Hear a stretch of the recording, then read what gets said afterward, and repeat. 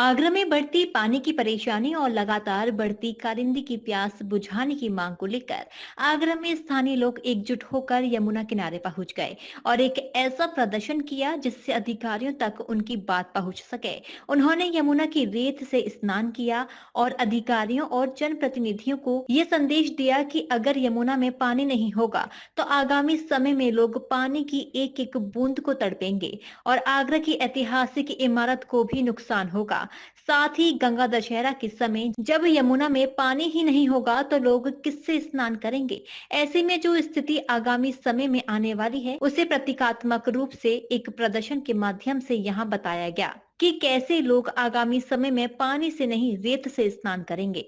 ये हम लोग गंगा दशहरा पर लगभग हर साल करते आ रहे हैं और 10 साल से ये डिमांड कर रहे हैं कि कम से कम त्योहारों के दिन तो पानी छोड़ दिया करो नदी में। अब ये नाला बना हुआ है, पूरा का पूरा नाले का पानी है, उसमें लोग कैसे आचमन लें, कैसे नहाएं, इतना कहने के बावजूद भी, जबकि ये बड़ी संस्कारी सरकार मानी जाती है, तो इनको अपने त्योहारों की भी चिंता नहीं है। तो हम ये संदेश देना चाह रहे हैं कि जब पानी नहीं होगा तो फिर हमें रेत से ही स्नान करना होगा और शायद जाग जाए, लोगों में जागृति आए और आवाज उठाएं। तो ना तो कोई विधायक सुन रहा है, ना सांसद सुन रहा है।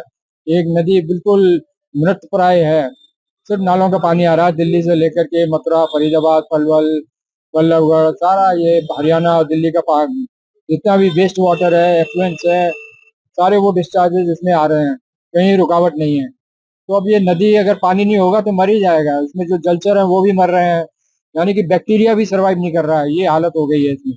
तो लोग कैसे आचमन लेंगे, कैसे नहाएंगे? तो पूरा हिंदू धर्म की, हिंदू संस्कृति पूरी की पूरी मर रही है। तो ये तो नदियों के किनारे ही हमारी संस्कृति बसती थी पुराने जमाने में, और आज जब नदी मर रही है तो संस्कृति कैसे बचेगी? इस पर हमें सोचने की जरूरत है। तो ये संदेश देने के लिए एक छोटा सा आयोजन किया गया। यहाँ जो रिवर कनेक्ट कैंपेन से जुड़े हुए लोग हैं वो बालू से स्नान कर रहे हैं और ये संदेश दे रहे हैं कि पानी नहीं होगा तो हमें रेत से ही नहाना पड़ेगा, बस यही है।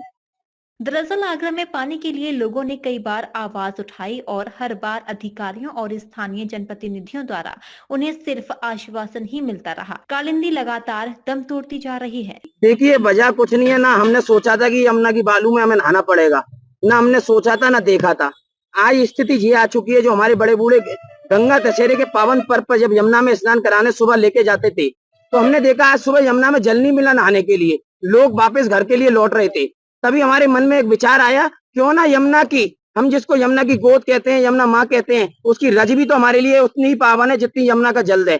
उसी भाव को रखते हुए आज हमने इस रिवर कनेक्ट अभियान के तहत, उस अभियान के जो लगातार 2010 से चल रहा है, उसके तहत एक कार्यक्रम का आयोजन किया, जिसको बिन पानी कैसे करें यमुना स्नान। और आप देख सकते हैं वाकई में यमुना की जो अपनी बदहाली को यमुना मैया रो रही है आज, अपने प्राण की भीख हम लोगों के आगे मांगने को मजबूर हो चुकी है हमारी माँ। कहीं ना कहीं हम दोषी है यमुना की हत्या के, उससे ज्यादा कई गुना ज्यादा प्रशासन भी है इसका, क्योंकि यमुना में गिरने वाले जो नाले हैं सीधी यमुना की हत्या कर रहे हैं। मैं आपको बताना चाहूंगा, केंद्र सरकार और प्रदेश सरकार चाहें तो आगरा को बैराज देकर आने वाली बरसात ऋतु में आगरा में फुल जल स्तर बढ़ सकता है, जो वाटर लेवल गिर चुका है वो भी बढ़ सकता है। साथ ही साथ आगरा का रिवर फ्रंट भी मिल सकता है। आगरा में जो पर्यटक देश विदेश से आके ताजमहल, जिसकी 7 अजूबों में शामिल है, उस ताजमहल का वर्चस्व जो है वो यमुना की वजह से। आप कहीं ना कहीं उसकी पुरातत्व में जाओगे तो यमुना के नीम के जो पट्टा बताया जाता है, ताजमहल जिसकी नींव है वो एक लकड़ी के तख्ते पर है, उसमें पानी का जाना बहुत जरूरी है। और आप देख सकते हैं ताजमहल से भी यमुना अपनी दूरी बना चुकी है, और इसके लिए आगरा को बैराज की जरूरत है, जिसमें कि मुख्यमंत्री इसका शिलान्यास कर चुके हैं। मेरे ये समझ नहीं आता है कि मुख्यमंत्री जिस कार्यक्रम की योजना की शिलान्यास कर चुके हैं, 5 साल बीतने के बाद भी आगरा को बैराज क्यों नहीं दिया जा रहा है। आगरा कोई कोई देहात कस्बा नहीं है। आगरा देश विदेश में अपनी पहचान रखने वाला एक ऐसा शहर है जिसमें पर्यटक आते हैं, एक संदेश लेकर जाते हैं, और देखते हैं आगरा की जितनी इमारतें हैं वो यमुना के तट के किनारे हैं, चाहे वो मेहता बाग हो, चाहे एतमद्दौला हो या ताजमहल हो, आप देख सकते हैं। लेकिन यमुना के लिए मैं एक ही मांग करूंगा सरकार से और आगरा शहर वासियों से भी निवेदन करूंगा कि आगरा की यमुना के प्रति आप जागरूक हो, यमुना के किनारे पे आकर अपने बच्चों को लेकर आए, आने वाली पीढ़ी को यमुना की दुर्दशा दिखाएं। जन आंदोलन बनाए, सोशल मीडिया के माध्यम से जिस प्रकार हम चुनाव जीत रहे हैं, देश के बड़े-बड़े प्रधानमंत्रियों को चुन रहे हैं, बड़ी-बड़ी सरकारें देश विदेश में चुनी जा रही हैं सोशल मीडिया के माध्यम से, क्या हम यमुना के लिए एक अभियान नहीं चला सकते हैं? इस आरती को हमने एक नाम दिया था रिवर कनेक्ट कैंपिंग। आरती के माध्यम से लोगों को नदी से जोड़ना, और वो नदी से जोड़ने का कार्य आपने अभी ताई महोत्सव के दौरान जिस देखा होगा, बड़ी भव्य महाआरती की गई थी। उसमें शहर के लोग को, बुजुर्ग को, बच्चे, सैलानी आकर आनंद ले रहे थे। कहीं ना कहीं यमुना को जिंदा रखने का प्रयास हम लोगों को सब मिलकर करेगा। साथ ही साथ धन्यवाद आप पत्रकार महोदय को, समय समय पर यमुना की आवाज उठाते हैं। अधिकारी तो नहीं, लेकिन जनता एक बार फिर यमुना को बचाने के लिए तरह तरह के प्रयास कर रही है।